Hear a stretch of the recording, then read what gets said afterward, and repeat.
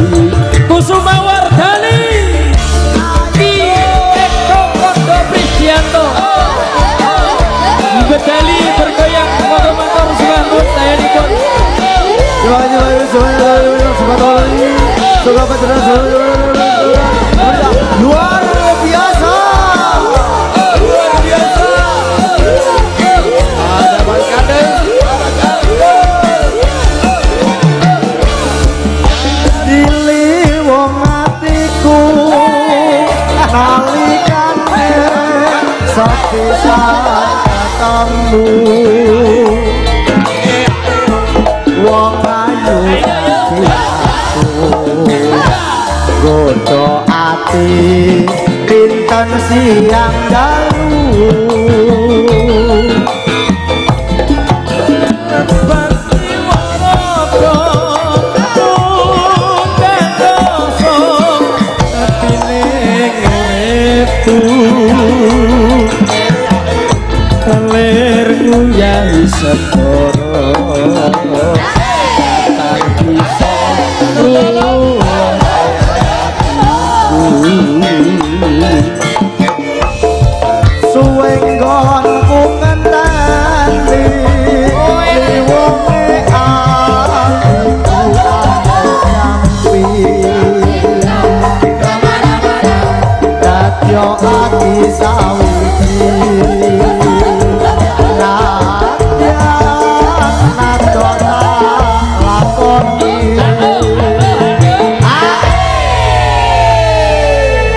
makan sih.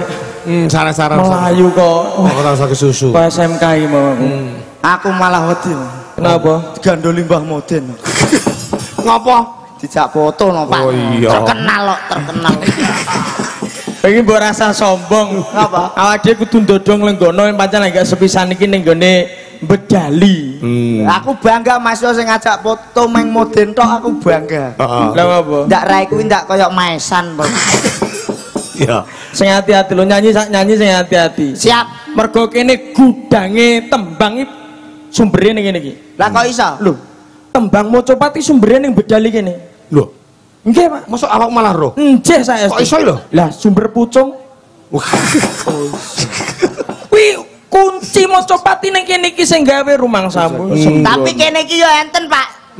Tembang Mocopat paling anyar teng mriki nggih enten. Apa? Lah niku desa Pucung Anyar. Lagu wal. Ayo, masa kowe dilaconten sik ya. Sabda pandita ratu. Liramu dados sisi aku.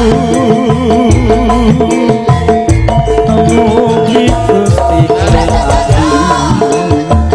Tresnaku bakal dinawa pati.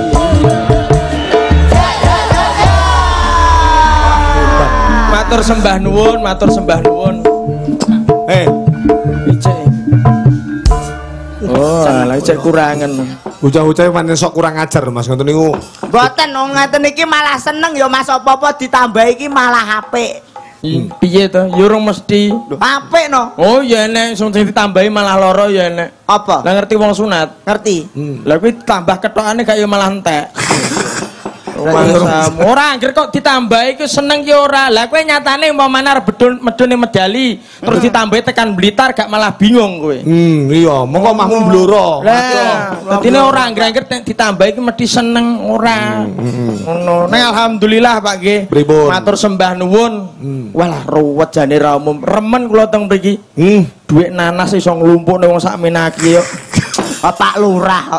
Wis jan lain daripada yang lain. Nggih, ya kula ya lain ya lagi ro iki aku Pak Lurah bakul nanas. Loh, pancen ngene lho Mas. Sampeyan tak ceritain, sampeyan kan urung ro to. Kalau kesah seorang kepala desa. Nggih. Kepala desa itu bukan jabatan mentereng. Jadi kepala desa itu jabatan ngabdi, ya toh, melayani tumrap warga masyarakat. Lek iso kepala desa iki golek ceperan di luar kepala desa. Oh, ngono usaha. Pamane biyen kula dadi kepala desa. Lho nate ta? Lho, 2 periode kok Mas. Hebat no. 2 periode. Dadi kepala desa. Sukses. Sukses no. Lanjut mboten niku, Pak? Ndak tak teruske. Oh, ampun, Pak. Jarine nane diteruske malah gak dadi. Ora Sing ora dadi iki magang wakil bupati. Oh, dadi di luar kepala desa kula mayang, ya to nyanyi. Ngeten iki golek memang pekerjaan kula ngenten iki ning seni. Mbak Lurah ya ngoten. Lek kepala desa ku dipukne karo le kerja, Mas. Karo le berkarya di dalam desa. Kaya-kaya puk-puk tok. Oh betul Pak. Umpamane masyarakat ada kegiatan. Kegiatan umpamane duwe gawe. Lurah lek ndak teko ora becek ya ora pantes. Ora pantes. Sedina-dinane piro? Piye? Oh, Pak Lurah pun enten bengkoke to. Lah kowe gak roh artine bengkok. Bengkok iya apa? Bengkok ki artine diubeng-ubengno ora balekno dhuwit pokok. Bengkok. Mulane golek ceperan terus. Ngono lho. Ngono ya bengkok iki. Cara bengkok niku diubengno balekno pokok. Lurah kene ya niku lek ngulu sing arah-arah biasane lek ngono. Lek ngulu sing arah-arah biasane lek ngono to. Lah iku sing liyane. Golek sampean duwe penemu dhewe ya. Nggih. Barang telu sing diarah ing ngarsa Sun Tulodo, ing Madya Mangunkarsa, tuturi handayani. Umpamane lho. Lurah niki aja nglakoni telu niku napa nggih? Siji ing ngarsa numpuk bondo kuwi ra kenek. sirikan, Pak. Iya. Terus Dadi sing bener ing ngarsa Sun Tulodo. Lurah niku dadi contoh. Duwe karep sing kena dienggo contoh karo wargane. Ing ngarsa Sun Tulodo aja kok ing ngarsa numpuk bondo, mboten pareng. Sing kedua, ing Madya Mangunkarsa. ning tengah. Lah ning tengah aja kok ing Madya ngumbar swara. Posisi ning tengah aja kok terus adu kiwa adu tengen, gak boleh. Menjadi provokasi. Nah, provokator. Oh iya, provokator. Kowe tak iyane kok dadak kleru. Tujune Pak Eko kok ngemahke ya. Irung karo cangkem kok duwawa cangkeme. Tapi nek kula loke nggih jare malah seneng lho, Pak. Oh piye? Lho duwe cangkem ngono kok malah seneng iki kenapa to jane? Sing nyelametne aku neng ndi ya iki lho, Mas. Apa? Wong nyelametno iki mergo donga rak nggih to. Nggih donga lan perbuatan. Mergo ngati-ngati setiti ning di dalane eling lan waspada. Kok mergo cangkem ki hubungane apa? Lah iki nggih numpak sepeda motor banter ora iso. Sebab e? Lah tak nate kebuanter ini lambeku iso epek kaya gendera. Rumang ning madya apa mangun karso? Ing Arsa Suntulodo ing madya mangun karso aja kok ing madya ngumbar swara mboten. Ya ndak oleh ngedu wargane ya. Ngedu wargane enggak boleh. Tutwuri handayani. Tutwuri handayani aja kok malah tutwuri mbebayani. Ibaratnya Pak Lurah ki kaya wit ringin sing gedhe. Kudu iso sing kuat akare. Dadine iki kaya perangkat-perangkat liane ya kudu diopeni tenan. Diayomi tenan. Memberi semangat dan dorongan kepada generasi-generasi muda. Nah, ngoten Pak Lurah. Mugi-mugi Pak Lurah anggenipun kantuk tambahan 2 periode. 2 tahun. 2 tahun nggih. 2 tahun anggenipun kantuk tambahan saged amanah. Amin. Anggenipun bantuan nopo kemawon saged nyembadani karo wargane damel makmur ayem tenteme warga Bedali Allahumma amin. Amin. Wargane nggih kula dongake sedaya pinaringan sehat wal afiat seger waras dayanipun Allahumma amin. Murah sandang pangan papan Allahumma amin. Adoh saka utang Allahumma amin. Oh ya akeh ketok itu. Sing utangno lali Allahumma aja. Lah ngono sing utangno lali terus piye? Ayo. Mulane kuwi ya matur nuwun. Nggih, kula nggih nderek ndongake. Mugi-mugi Pak Lurah anggenipun ngawontenaken adicara ing dalu punika tansah lumampah kanthi wilujeng tanpa pambeng, sae sak ngajeng saha sak pawingkingipun. Lan mugi-mugi Pak Lurah dados keluarga ingkang adem ayem tentrem jenjeng langgeng ngantos tumekaning akhir. Saaturan malih anggenipun Pak Lurah paling hormat dateng kaki danyang ingkang mbawreksa dusun mriki mugi tansah paring pangestu Pak Lurah sak keluarga saya sak ngajeng saha sak pawingkingipun. Saaturan malih ingkang dipun hormati Bapak Angkasa Ibu Pertiwi Bancik kelawan kudung mugi-mugi Pak Lurah kajate saya sak ngajenge so sak pawingkingipun. Sepindah malih ingkang dipun hormati dinten 7 pekenan gangsal matur nuwun niki wau kopine sampun medal. Sallallahu alaihi wasallam alhamdulillahirabbil alamin. Mas aku kowe ketoke iki mau dicegat iki mau diwenehi anu to diwarai donga Pak Mudin to. Oh alah karo Pak Muslih. Pak Muslih Mas. Sele iki warga kene mbok menawane sing durung pirsa, sing gandes ki ndi, sing gandul ki ndi. Oh, ngaten. Oh iya no ditepungke no. Derek pitepangan nggih. Pramila salam riyen kagem warga mriki. Tapi nggih nyuwun pangapunten teng mriki niku ibaratnya kaya Indonesia kecil, Pak. Ngopo? Desa Bedali niku. Bedali menika saestu. Indonesia kecil ya? Nggih, karena ada 8.000 pemilih. Hak pilih 8.000. Ada 8.000, Pak. Oh iya. Niki nera dan agama apapun di sini ada. Iya. Mulai agama Islam, Hindu, Buddha, Katolik, Konghucu, Protestan, semuanya ada di sini. Jadi ini semuanya tuh pokoknya dianggap podo kabeh sedulur. Indonesia kecil, Bedali ini, Pak. Bedali ini alhamdulillah paling luas. Desanya paling banyak. Banyak ada 8.000 pemilih gitu. Dan dibagi menjadi 50 KK peserta per RT. Loh, tak catati lali aku. Luas wilayah ada 700 hektar gak yo gede. Satu-satunya ini gini. Warganya 8.000 pemilih nih gini. Muga-muga tahun depan insya Allah amanah kagem Pak Barul Rohmat.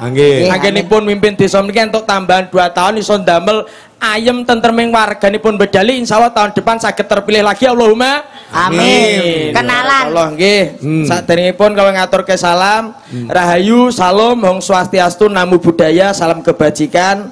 Assalamualaikum warahmatullahi wabarakatuh. Waalaikumsalam warahmatullahi wabarakatuh. Alhamdulillah amit pasang kaliman tabit tinebena saking si kudendane Sang Hyang Widi satemah teguh rayu selamat sedayanipun. Ape ndonga iki mesti ape teraku. Wes monggo kok iso. Lah jiwano dalem gandul. Gan menika ganteng, ndul menika anak mbarep. Oh. Dados kula anak mbarep sing ganteng dhewe mulane dijenakne gandul. Nggih. Niki dulur lanang gandes. Gan menika kirik, ndes menika gudiken. Niki sedaya warganipun bedali kersane ngertos. Iya. Ora ya ben tepungan dhewe kok. Oh iya, Pak. Iya. Aku nek kok purik. Ngene wajahe kok ngesane. Wis bolone kirik sik gudiken. Kok sia-sia. Ya rasa ngono. Lah kowe kaya kirik ora? Ya ora. Tenan po? Ndes, Dalem. awakmu wis rapi? Sampun, Pak. Loh, tenan lho iki. Saestu cah ganteng kok, Pak. Bojomu ya wong wedok? Mboten sapi. Nggih wong ayu. Waduh. Oh niku mbiyen tok bojo mboten jarak, Pak. Oh, nikahane mawon beda lain daripada yang lain. Dilunggone ning kuade kae ya Di ya. Gak ning dhuwur kendi. Ya ning kuade umum. Niku kula angsal bojo mboten jarak, Pak. Piye? Ceritane musim rendeng. Lah kula niku meneh susah manuk. Menek susu manuk. Nggih, lah kok pas udan terus calon bojo kula kalih ibuke iki padha ngiyup. Ning serwit sing kok penek emang. Bojone kula nangis mergo wis pengen rabi urung duwe pacar. Ibuke muni, "Sabar, Nduk, ora usah sedih, ayo kabeh dipasrahno karo sing ning dhuwur." Lah sing ning dhuwur aku. Lah kira aku mudhun, jogo tak rabi. Anake mergo susah manuk. Karepe mboke kuwi mang ora kok sing ning dhuwur iki awakmu, maksud asake sing ning dhuwur iki Gusti Allah, ku sing gawe urip ora kok terus dirimu lah kok terus moduni ae lho. SDM-mu kok rendah menawa kok mau arep ya tujune sing wedok kok gelem tok rabi. Ya gelem wong sing ngakon ibuke wong kon masrahno sing ning dhuwur. Maksudnya ibu iki dipasrahno karo Allah. Ora kok dipasrahno kowe suruh masamu. Tapi piye saiki bojomu piye kopen karo kowe? Kopen kerumat. Mergo saiki alhamdulillah lumantar Pak Eko ndereke Kusuma Wardani, ndereke pagelaran wayang kayamu ya rondok luwung. Rada lumayan matur nuwun, Pak. Bojomu ya wis mau perawatan. Wis. Mau tukokno apa? Ndeknane tak tukokno wedak wedak pon tapi terus tak pengen nganggo, Mas. Kuwi api lho wedak kuwi sponsor TV lho. Iya, hitam jadi putih to. Lah bojone ngangge bojo kula ngangge wedak pon malah serem to, Pak.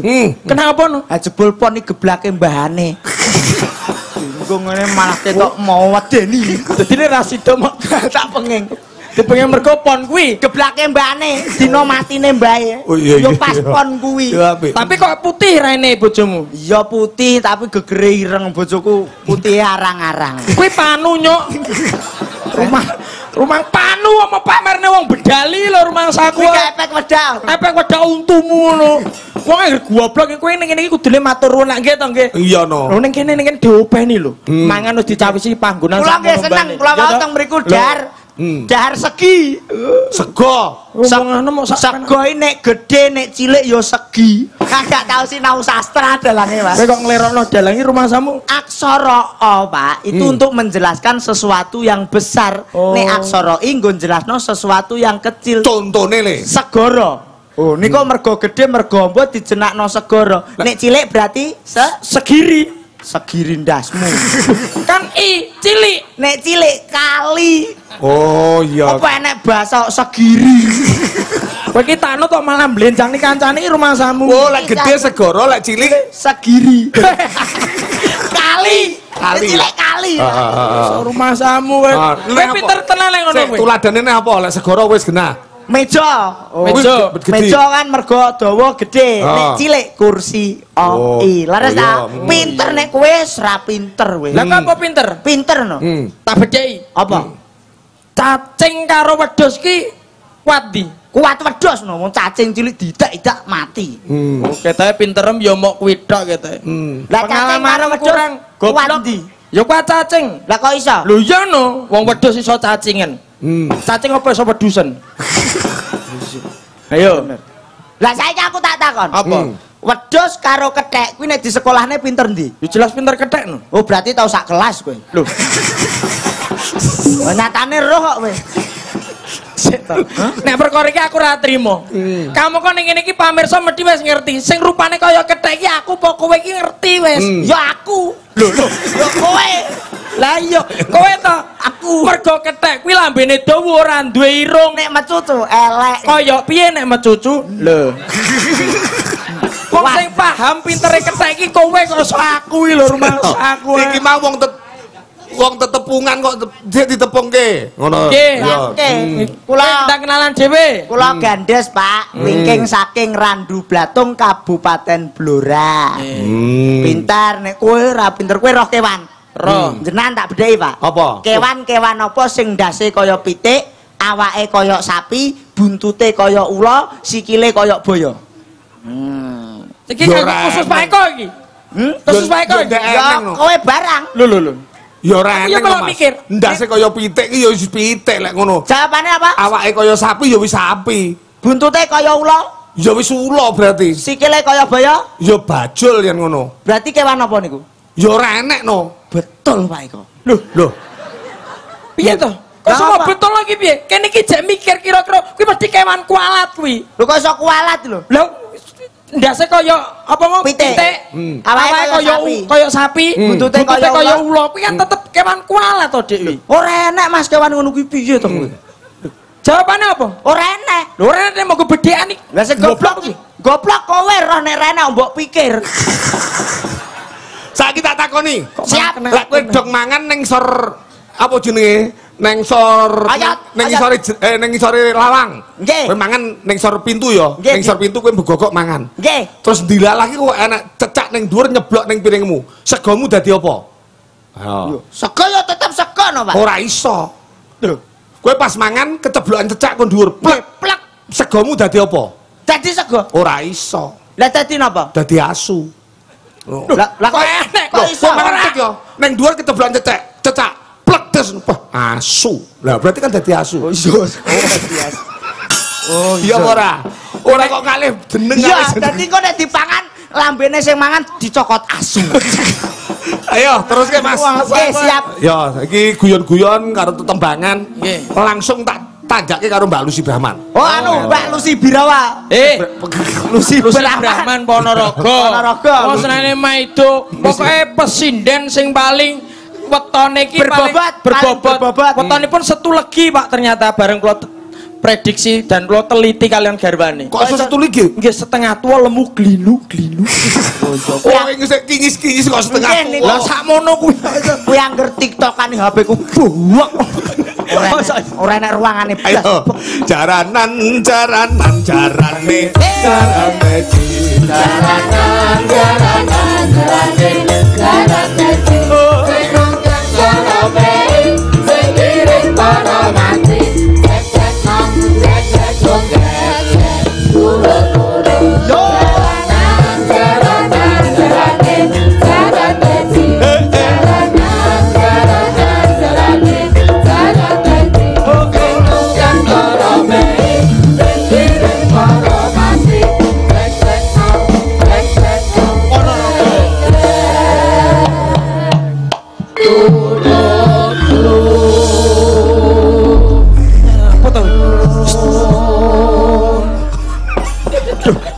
Pangapunten, Mang. Saya tahu kuwi nyapa tuh.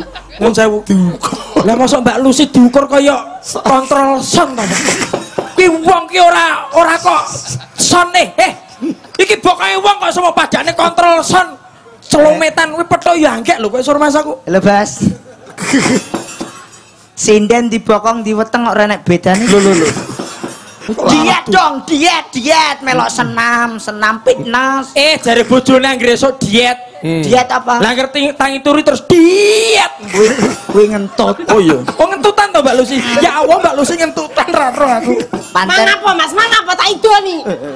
Mas, iya to. Kowe sing marahi kok. Aku rene ada ditimbali sampai montrot itu ku. Nggih. Ditimbali Bapak Fah. Yo jelas-jelas Lucy Karo Mas Eko Presdianto. Nggih.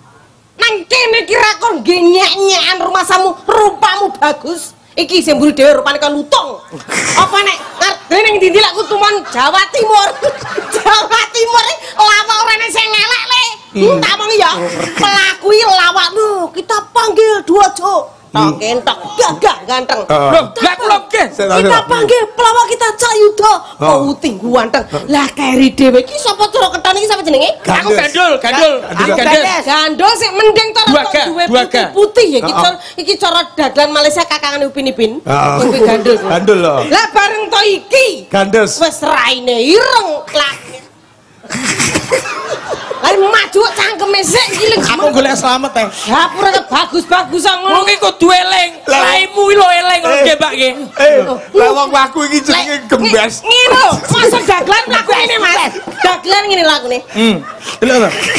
Aku nyuwun sewu, iki lek jaman biyen manusia purba Megatropus electus. Ya kowe kuwi lambene maju sik. Kok ngukur-ngukur bokongku, he? Wong wadon ning alam donya sing digoleki bokonge gedhe. Saksine ki Pak Farul karo Bu Farul. Pak Farul ki mesine Pak Eko. Pengen digoleki bintang tamu sing bokonge gedine sak. Nonton. Kok kowe nyenyek aku kowe? Teko ning mburi munduk-munduk aku salaman nyuwun berkah nyuwun berkah. Teko ndur panggung mancap cengel. Raimu lho raimu. Ra saka balik. Saka ku anyar. Ngene lho, anu Ndes. Awakmu wis sebagai seorang pria ya kudu manek wani no. Harga diri. Harga diri no. Terus Pak Eko wedok piye to? Kowe rai kok dimok-mok kaya ngono ki wong lanang ki presidene rumah tangga. Wong wadon kok iso kowe trimo ditemek bales. Presiden lanang. Presiden rangut. Harga diri kowe padha komblorone kowe jatuh aku melok jatuh lho. Balesen.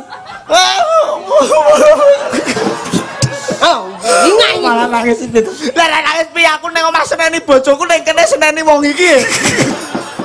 Anane aku dijak ya mergo sing elek urung enek ngono lho kowe. Lek kapan aku rabe Pakde? Palekmu. Palekmu. Oh, Pakde. Aku pegel lah merdagelan kemari goblok. Mbok pijat. Pagel pijat kaya presiden tipis. Jane mbokmu biyen nyedam apa ta gumun aku mbok iki. Oh, wah lahirin niku barengi bledek. Lah nyapor sambar bledek. Kan bapake seniman ketoprak. Oh, bapak seniman ketoprak, ibuke wayah arep lahiran sangang sasi 10 tahun kuwi. 10 dino. Sangang sasi 2 tahun. Sangang sasi 10 menit. Copot men to. Aku dalku bapake pas tanggapan dadine ora lese nulungi wayah arep kelahiran iki barengi udan bledek mangantar-antar. Nah, kamu tahu ndak itu? Tahu ndak? Kalau tak omongin iki, tak ngomongin Mbak Lucy iki. Marah aku. Pas arep lahiran mergo wetenge wis ra kena dimpet, arep metu lawang, sikil tengen jangkah menika bledek metu. Dier. Ngoten niku ndase langsung metu perucut. Lho, mbakku bajine ngono kuwi. Iya, mbakmu. Kaya wong diare model. Lah aku yo nyuwun sewu, masih omahku nang Porogo aku yo ngrungu jenenge iki. Mboke jenenge sapa Suratmi? Suratmi niki mboke. Mboke Suratmi yo kandhani tanggane. Diceritani to sampean. Wah, lek jerit-jerit sampe 5 desa. Mbokmu ngono kuwi mbiyen. Jenenge lairne iki dhek metu sungsang le. Lho, Pak merapas rene omah. Lek wong liya kan metu ndak sik. Dhek sungsang. Akhire-akhire dhewe nyantol cangkeme ra metu-metu. Cepat kuwi. Dadine cangkem cepat tiro kemendelep ngono. Kok irongkem? Lah irongmu mbloro. Irongmu mendelep. Lambengem. Lambemu. Ya ya basa mbloro kalian mriki benten. Bukaan buku sejarah. Manusia purba Megatropus. Labere angel. Lecet. Ayo, wis aja ngarapi bocah cilik. Ala mboten minder kula, Pak. Ndak winter ya? Lah wong iki ya ora maido, polahe kaya ngene wong iki mboke warok sak Ponorogo, Mas. Warok-warok sak Ponorogo mboke iki. Oh, sok sine. Jane ya roh kowe. Lah aku lho mbiyen nek sing pisanan metu sret langsung kaya reok tak. Lusik Brahman. Mboke polahe ngene kok mbayi sret metu ngene kok reok. Tapi kowe aja nyepele lho. Ngiwi-ngiwi kowe. Lah apa? Wani karo aku kowe. Lho, lah saya tak wedeni apaku? Lho, maksudmu? Saya tak wedeni apamu? Lho, kowe wani mbek aku. Lho, yo ora.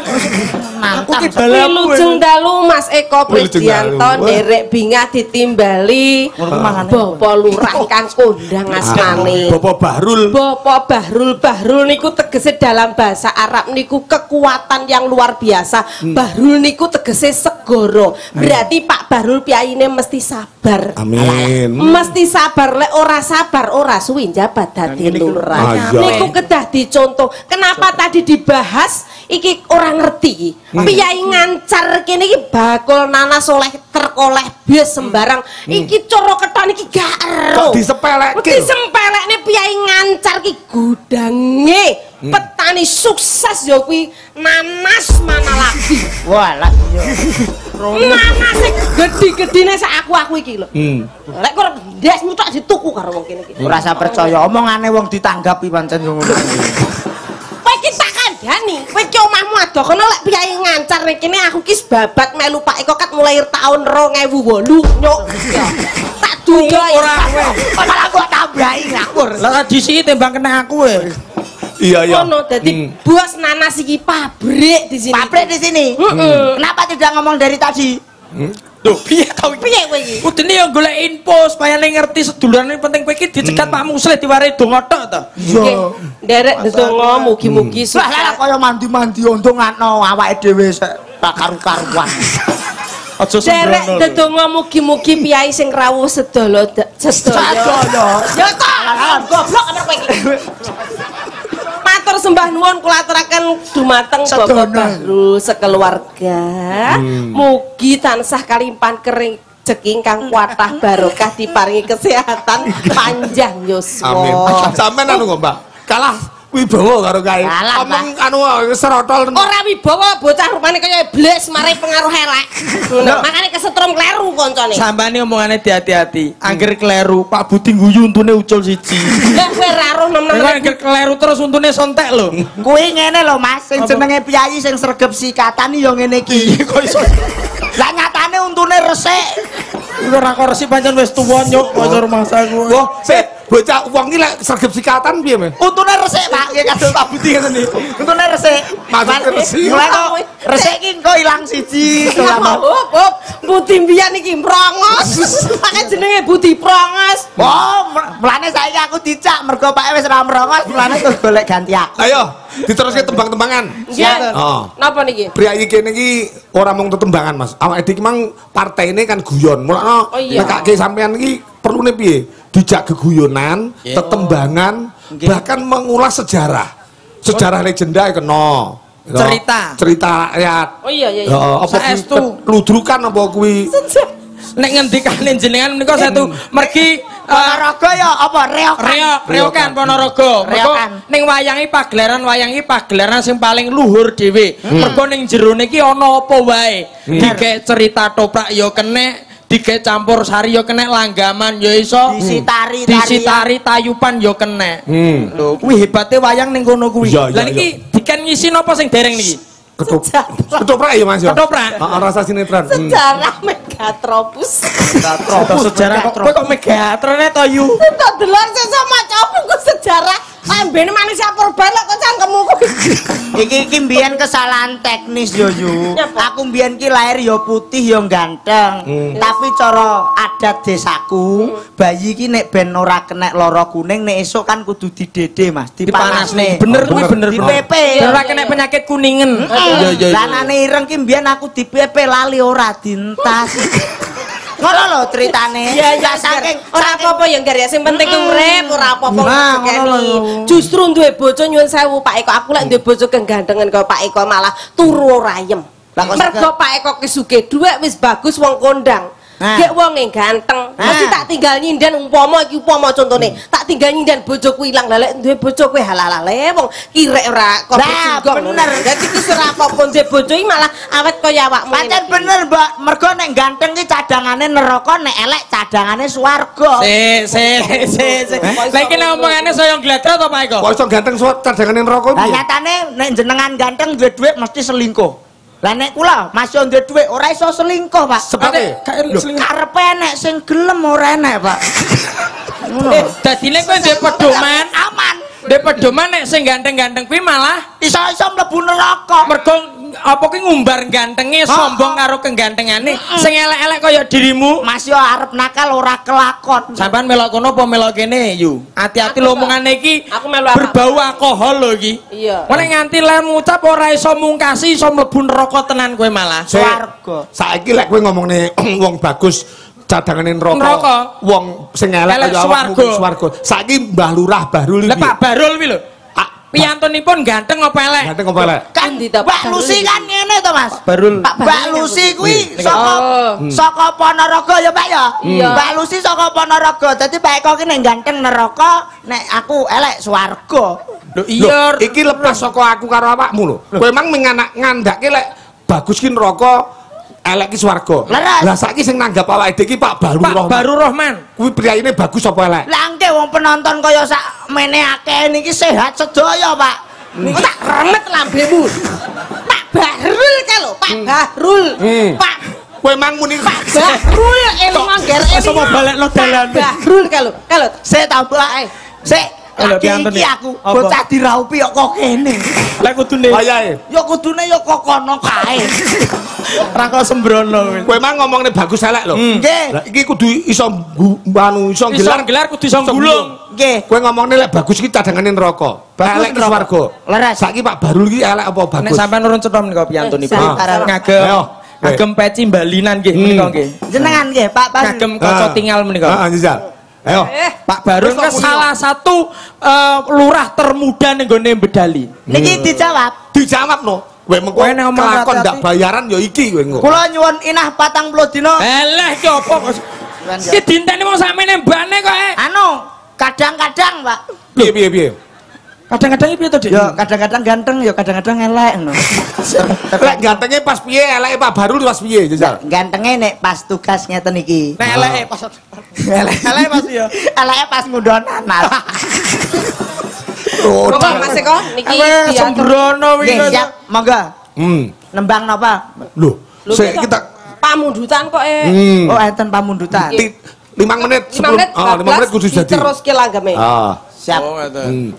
Aku pengen sampean dapukan karo Mbak Lucy apa ya?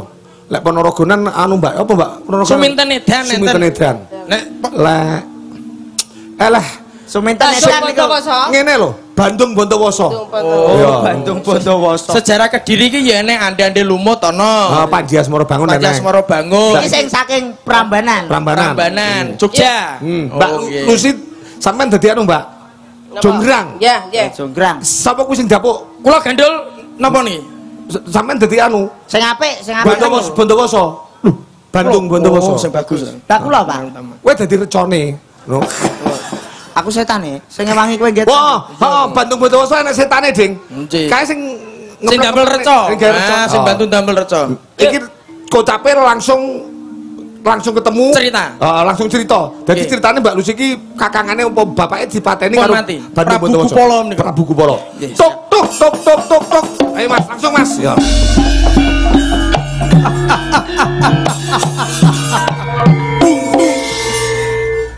Jonggrang. Hayumu kaya widodari. Iso gawe senseme atiku. Nanging aku tetep ora bakal ninggalke tanggung jawabku. Patine Kang Masmu Prabu Patine Kang Masmu Prabu Gupala aku sing bakal tanggung jawab kanggo uripmu wong ayu. Jonggrang kok kaya wong Seloyo. Jonggrang niku kesatria perempuan. Dadi walaupun perempuan tuh pendekar. Pendekar yo orang guyu to. Guyu wong ngerti bandunge gendeng. Bandung Bontowoso. Eta bener nek anak warok iki. Kepiye Bandung? Jonggrang ngertenono. Tak akoni yen sing mateni Prabu Gupala ki aku. Nanging aku ora bakal ninggalke kewajibanku. Kowe bakal tak pundhut garwa wae. Kowe pancen menungso sing kurang tata. Wong ora gelem ngaca karo raine. Kowe kudune ngrumangsani sapa kowe? Aku ora bakal sutik karo nyawang rupamu Bandung. Sing guyu aku. Kowe ya. Jonggrang, yen aku wis iso nyawijeke pengging antaraning panggonanmu, aku bakal dadi anak ratu ing pengging. Mula saka kuwi gelem kowe tak pek bojo ya ayu. Prasukti. Aja gegeden rumangsa senajan ning alam donya kabeh wis mbok pukut Kang Masku wis mbok pateni ananging Rara Jonggrang ora bakal sudi, ora bakal nampa katresnanmu Bandung. Jonggrang, apa panyuwunmu bakal tak udani wong ayu? Udaneni. Bakal tak udaneni, bakal tak turuti penjalukmu mergo aku anak ratu ning pengging. Ngomong ngobloko. Kaya ngono ya. Iya. Tenan kowe raumu. Kok malah galak kono suarane banter kono. Bandung Bontowoso. Nek pancen nyata-nyata sira kuwi tresna kalawan aku Bandung. Kowe iso mbuktekne kasektenmu. Aku pengen duweni bebono. Aku gelem mbok pek bojo ananging aku duweni bebono. Aku gawekno candhi cacahe 1000 ananging candhi kuwi sak durunge parah esuk wis kudu dadi candhi 1000. Iya. Suwengi dadi Sadurunge mlethek srengenge. Candhi iki kudu dadi. Kowe bisa Bandung. tak sagui Jonggrang. Entenono sedelok. Tuk tuk tuk tuk tuk tuk tuk.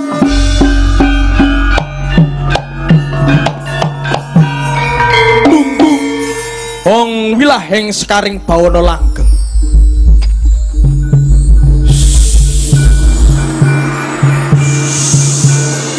Duh sang Jawata. Wong wilahing sekaring bawana langgeng. Para jim setan demit peprayangan. Bantu aku, tulungono aku.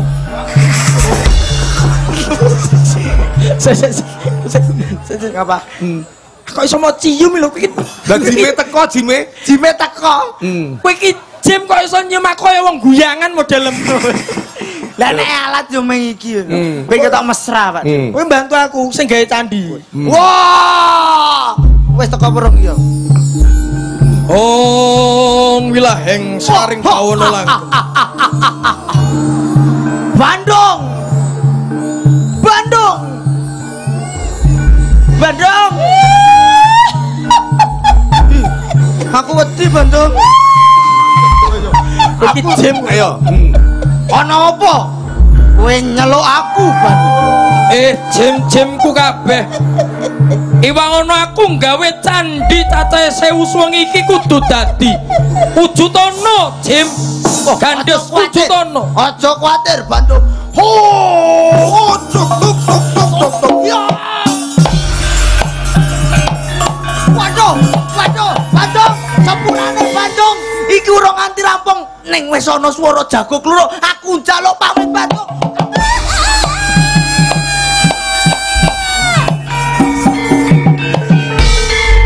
Oh, jim matane. Ngerak-ngerak. Macam selak kawanan kok. Jonggrang. Bondowoso. Ya, kepiye? Iki wis parah esuk kepiye kabare sampeyan? Ora dadi boyo ngopo najan toh. Ning tengah-tengahing ratri ki mawa kaku krungu suarane jago kluruk. Wong padha nuthuk lesung. Iki wis iki parah mesti pokal gawe iki tapi aku ora bakal samar. Mergo candi wis kelakon kewujud. Coba sawangen. Hitung. Candi sing pating blenuk-blenuk. Nek ngono aku tak ngitung candine kuwi iso mujudake tenan apa? Hitungan Jonggrang. Bandung. Sisih kono. Mbak, Bandung. Candi sing paling tuwek dhewe iki, Bandung. Lambemu iku Wis ilang iki. Sing kono ana candi 1 2 3 4 5 cacahe candi ana 500 candi ya Bandung. Ning kono ana 500 candi coba hitungan sing sebelah kene. Sisih kono kuwi ana candi 1 2 3 cacahe 300. 300 sing sisih kene coba Jonggrang mesti jangkep 1000. Sing sisih kene lho. Kok 199 ta Bandung lho. Tegese kurang 1 Bandung kowe ora iso ngleksanani apa kang dadi pamundhutku. Kowe ora iso njebatani apa sing dadi janjimu Bandung. Aku ora sudi dadi bojomu Bandung. Jonggrang yen kowe pengen jaluk jangkepe candi iki mau mergo kabeh iki mau wis tak pasrahke karo jimku iki kabeh saka pokal gawene jimku. Hei Jim, Halo. karepmu piye? Ngapa? Urung nganti parek esuk kowe wis lunga ninggalke karo palagan. Kabeh iki pakartine Rara Jonggrang Bandung. Hei Jonggrang, sing nyiptake lesung jago kluruk iki sliramu. Sapa sing wani mitnah aku? Ateges kowe apus krama karo aku Jonggrang. Setan sapa sing ngomong mitnah aku? Iki sing kondo ketuane Jim Gandes. Kowe jin kurang tata. Aja gawe ukara sing rena. Aduh, kebanteran. Ora apa-apa. Ora apa-apa. Las, Bu. Biasa. Kurang ajar kok. Lah nyatane kaya ngono Jonggrang. Yo ngene, Ora Jonggrang, Yo. kanggo nengahi kabeh lakon iki. Kanggo jangkepe candi, kowe candine Gandes. Bon. Sampun, Pak. Wah, iki titik iki dianekan Mas yo. Cerita tentang Prambanan, yo Candi 1000. Saya niki napa meneh lare niki menghayati peran luar biasa nggih. Dadi candi tenan iki. Dadi candi tenan lho iki. Ngene iki. Candi kok kedep. Lho, atos. Tenan to. Lho, kok dadi sandi? Lho. Kok kaya Pak Eko. Lapor Pak Eko. Piye? Niki panggunge jenengan wujud candi saestu Pak Eko. Lho. to, aku ora percaya iki candine iki lanang apa wadon to iki patunge iki? Lho niki bathuke atos. Atos. Janggute atos. Dodone. Lho iki ya atos. Atos. Anu, apa mbok demek kuwi? rada suwe engko tak tambahi 2000. Candi kok melok nyauri lho. Lah kok cemek yo keri. Jonggrang Dalem. apa kowe wis trimo jangkepe candi sing rupane kaya mengkene? Jonggrang kok dalem. Wis trimo aku, wis trimo. Yen kowe urung trimo bakal tak pacaki meneh candine. Oh iya, ora apa wis apik purung? ora dadi apa. Yen kurang apik tak jangkepi apike. Jangkep ana siji. Apa jambah terus. Tolong. Apa Mas we? Candine kirang pripun? Kirang jejeg? Kurang jejeg. Nek kirang jejeg nyuwun sewu tukang mriki enten nggih. Enak. Kula nyewa grendo kalih mentik. Iki perlu dikencengne iki. Kenceng. Yuk. Wis apik pisan. Raenane pripun raenane? Iki kok kurang apik to sajake kurang bagus iki delepno cangkeme Bandung. Cangkeme didelep nih. Ana mingkem sithik. Iya.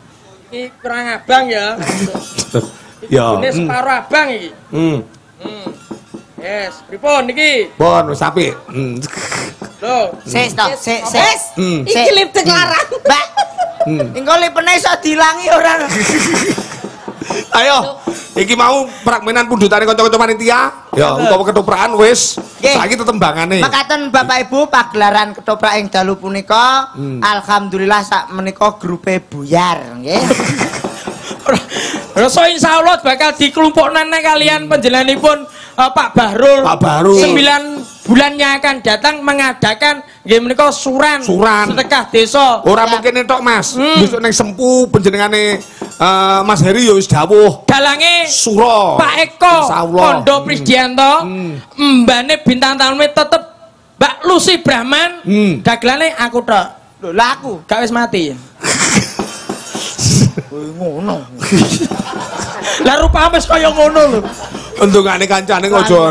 Ate mati larane balik sehat ngelumpuk bareng aku. Lah ngono wong aku ki gak iso mati. Jur wong urip kok ora iso mati piye? KTP ku seumur hidup. Ya. Tembangke. Ya ngaten. Aku arep langsung jajal 2. Ya. Oh, ngaten. Ya, Fatul sama Mia Aprilia. Ya, jumeneng bareng.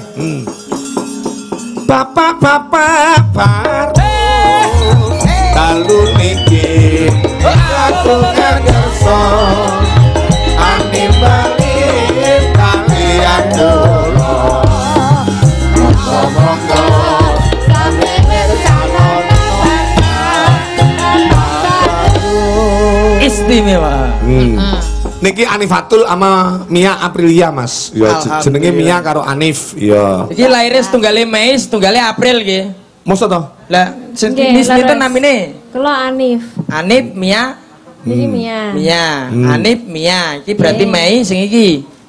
April. Kuale. Oh, Kuale. Oh sing Mei niki. Sing April. Lah kowe lair apa? Jemah Kliwon ya? Yes. Sik Mas, ada info terbaru. Apa? Ini penonton YouTube alhamdulillah banyak sekali, Pak. Oh iya. Nggih, matur sembah nuwun, selamat malam, semoga selalu mencintai budaya Jawa. Amin, matur sembah nuwun. Tembangnya pundutan saka panitia, sesepuh desa Bedali ngersake Kitir Sumilir. Oh, ngaten. Monggo. Kitir Sumilir. Ya? Nggih, Pak. Ya, betul. Nggih. Jajal dicoba Kitir Sumilir kados pundi sepinten anune Mas? Ya. Mas, ya iki nyoba bocah loro. Sik kenal ono karo Mas Gandes karo Mas Gandul, Tul. Niki nyun sewu Pak Eko. Heeh. Umpami dioper ngoten pripun? Piye? Kowe kene lho. Ngapa? Lah kowe padha peseke bahaya kowe kene iki lho rodok mancung. Tenan kowe tak elingno nek tak elingno kenek kono kowe. Malah enak padha pesek to, Mas. Golek bojo ki sitok kudu mancung. Sebabe? Engko nek padha peseke engko lair metu cangkem-cangkem tok. Anake kok iso. Lho ya. Ayo jajal sepinten. Lah mulane kuwi. Lah iki lho. Lah sedengan. Bangga ngerti ndek bojo aku, terus bangga. Bangga. Nyatane guyu wae. Mangga, Mas. Nah, Kitir Sumilir sepira, Tul?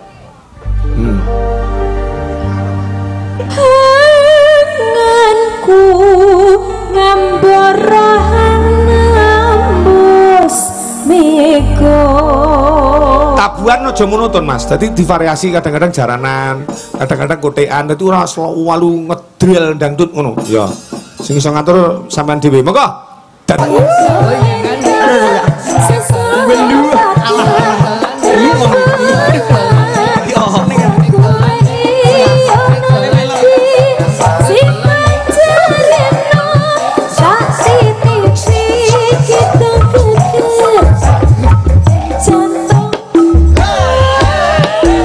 Bapak-bapak ingkang berkompeten tasih lenggah sedayanipun Pak. Alhamdulillah bobot seni karo seni budaya. Ngaten. Yo terus Mas Gandul. Ngaten monggo nderek. Puri Amaririn. Ya Puri Amaririn. Puri. Oh. Ya. Puri mari pingin. Puri mari wasaku tandan bibit mangkulku lengane pumit malah kowe lunga kencing ora tamit bit.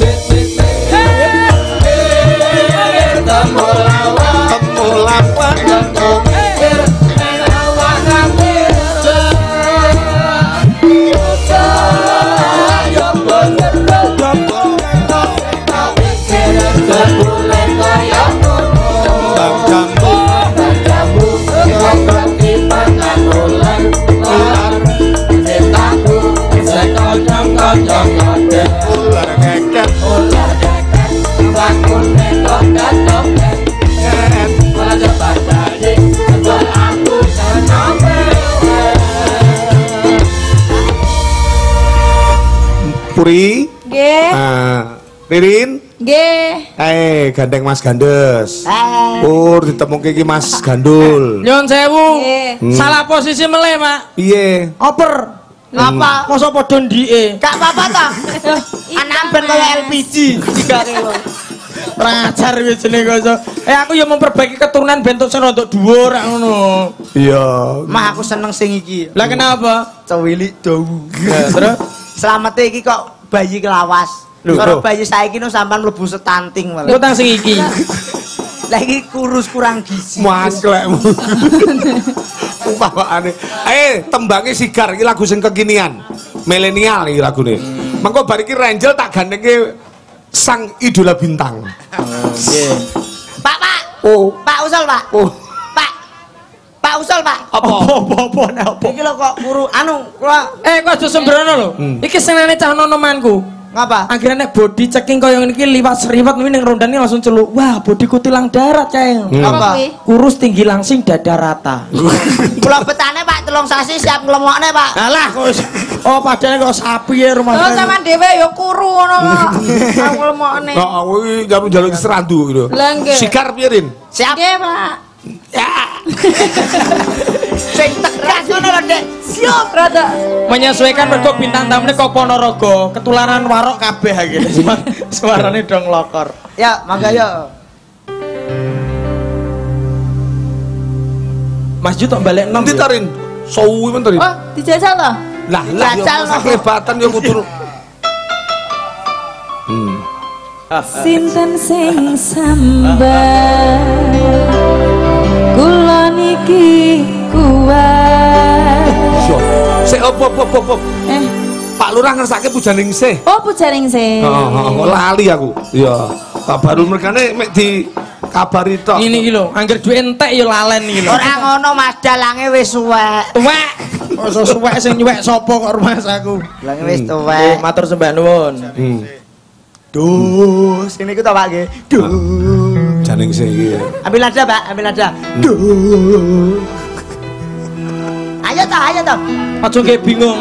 Orjane sing sitok wis kena migrain. Ayo. Iki gantine kok tak kena migrain sisan malah. Purawakane pakut netra terus handulu. Oh enak. Natian datang.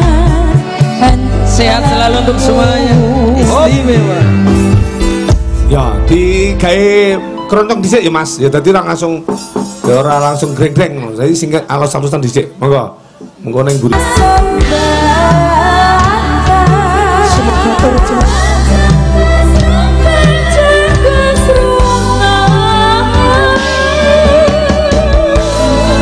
dalam harapan kula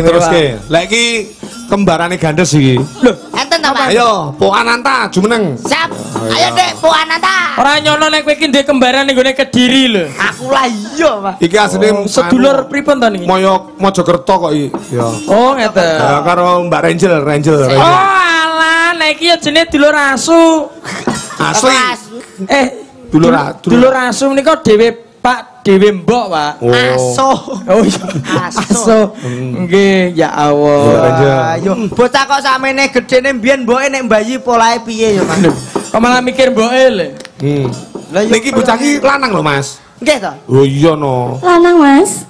lanang ya jeneng wedok sapa Nduk Po Ananta Pak. Po Ananta lah jenengmu lanang Rohmat. ya Rohmat nyapa sama nggak bicara niki Mas enggak aku yo melok rene piye to Nyapa to Mas? Sitokan. Kene lho Mas. Sitokan kok iso wis kono selengane lho dibagi kok bola-bola aku sisih kono iki lho Mas aku sama gantian rono aku rong sunat aku gantian iki apa ayo hubungannya apa karo rong sunat iki mau lek sapa Mbak Riri nama Mbak Puri maune arepe nembang sigar ya sarene Bobo Kades ngersake mantap pujaning se dados sing sigar Rohmat iki ora iki kon nyigar lagune Mbak Lurah iki asmane ya Rohmat Kades Bahrul Rohmat Bahrul benten iki Bahrul Rohmat niki Siti Rohmat Rohmat Hidayat lagi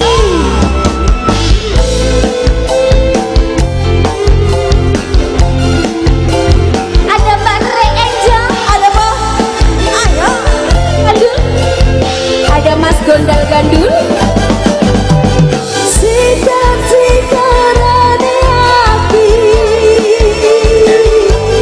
nikari ati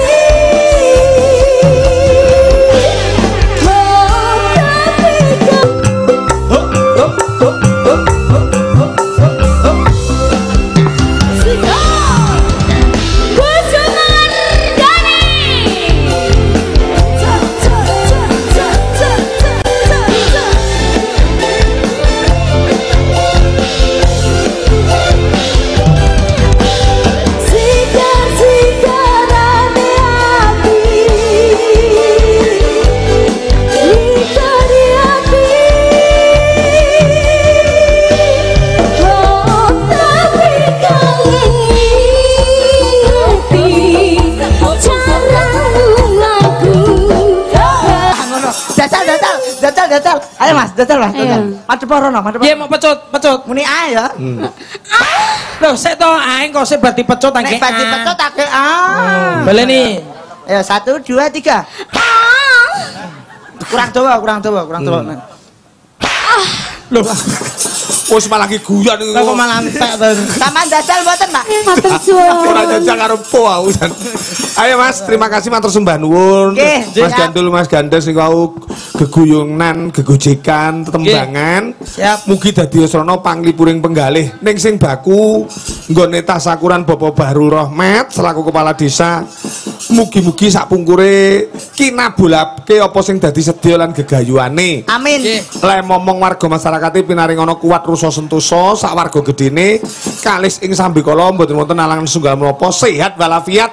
Amin. Nanjang yuswa lancar rezeki. Amin. Nah, napa sing kedah panjenengan aturke kali Bapak Bahrul? Nyiras pantes dateng mriki enten piwulang tapi nggih gampang tapi angel lakonane, Pak. Pripun? Mulat sarira hang rasa wani kedah mawas diri nggih yen toh luput enggal ndodol lan lenggana lair tumusing badan anggenipun ngaturke luput insyaallah kersa aweh pangapura kagem sinten kemawon ingkang gadahi kaluputan mugi-mugi kalebur saha damel dados seduluran amin insyaallah kapan-kapan pagi malih nggih Mas Gandul Mas Gandes alhamdulillah sami-sami matur sembah nuwun ya Dok terus dilakon Dok ya